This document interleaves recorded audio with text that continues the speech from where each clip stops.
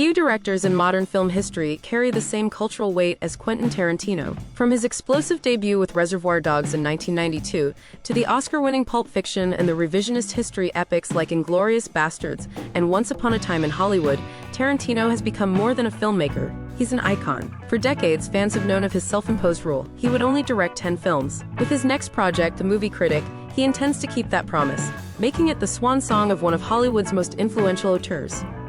Tarantino has long insisted that directors, unlike novelists or painters, face diminishing returns as they age. In countless interviews, he said he doesn't want to be one of those filmmakers who fade out with uninspired work. By capping his career at 10 films, he believes he'll go out at his peak, leaving behind a flawless portfolio. His disciplined approach has created a sense of mythology around his career.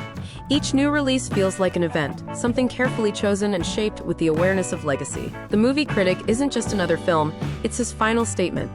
Details are still scarce, but early reports suggest the film will be set in the 1970s and focus on a fictionalized version of a real-life movie reviewer. Tarantino has hinted that the story may draw inspiration from a little-known critic who wrote for a second-rate adult magazine, someone who captured the raw and gritty spirit of the time. Unlike the grand revenge narratives of Kill Bill or the sprawling history of Hollywood, this project seems more intimate, a portrait of cinema itself as filtered through the eyes of a man who lived and breathed it. If there's any decade that shaped Tarantino's style, it's the 1970s. Grindhouse theaters, exploitation flicks, kung fu imports, spaghetti westerns. These were the films that shaped his cinematic DNA. By setting The Movie Critic in this era, Tarantino isn't just telling a story. He's returning to the roots of his passion. It's a love letter to the films that made him want to pick up a camera in the first place. Expect a dense web of references, Easter eggs, and stylistic tributes. The kind of movie that could double as a crash course in film history. Tarantino's films are famous for their ensemble casts, often blending A-list legends with forgotten stars he resurrects. At this stage, no cast has been officially announced, but speculation is rampant. Will Leonardo DiCaprio or Brad Pitt return after their success in Once Upon a Time in Hollywood? Could Tarantino bring back Samuel L. Jackson for one last hurrah? And perhaps most tantalizing, will he finally cast his longtime favorite Al Pacino in a larger, meatier role? The guessing game alone has become part of the hype cycle, with fans treating every rumor like gospel.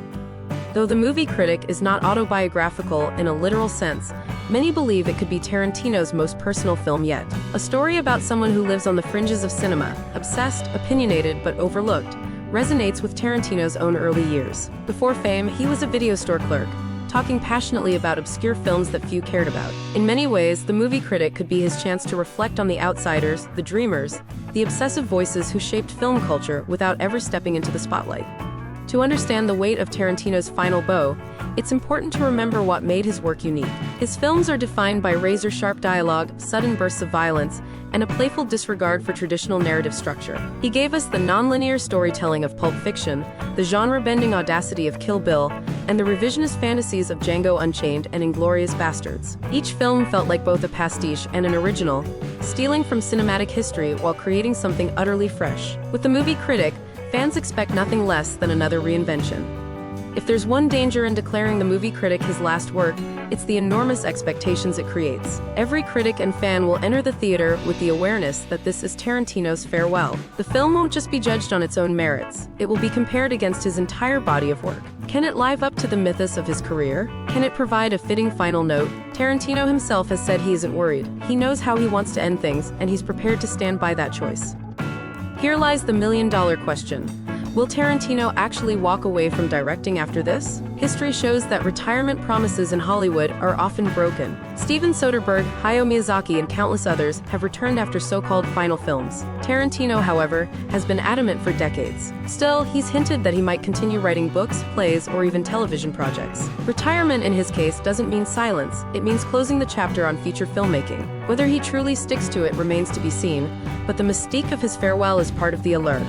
Regardless of what happens after The Movie Critic, Tarantino's place in cinema history is already secure. He changed the way movies sound, the way they reference each other, the way genre itself is treated. He bridged the gap between grindhouse trash and art house respectability, proving that exploitation cinema and high art could coexist. For a generation of filmmakers and fans, he turned obsessive cinephilia into a creative weapon. His films aren't just stories, they're experiences stitched together from decades of film history. Whatever The Movie Critic becomes, it will be the final piece in a legendary mosaic.